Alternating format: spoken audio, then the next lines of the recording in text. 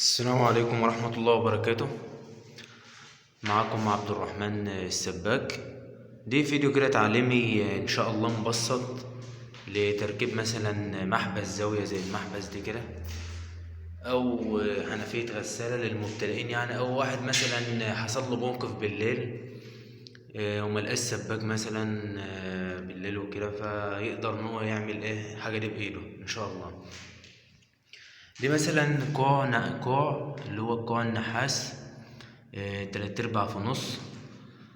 تنضف مثلا تنظيف تمام، وبعدين تجيب الجلب اللي هي الجلب التطويل دي تمام. مقاس مثلا 2 سنتي، مقاس 10، مقاس سنتي ونص تمام. مثلا مقاس اهوتي مثلا الكوع داخل لجوه كده تمام، وقيمة البلاط مثلا كبيرة.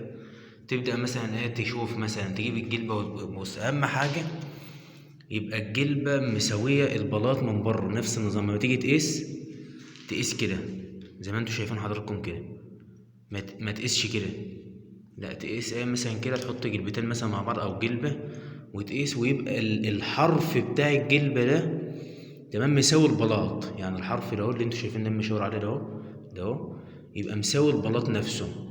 فبالتالي انت تقدر تشتغل وتحط وتركب عادي، وتحط التفلون عادي وتركب تمام، وتقوم مركبها ومركب الحنفية تمام. اول محبس زاوية، او مثلا خلاط كلام من ده.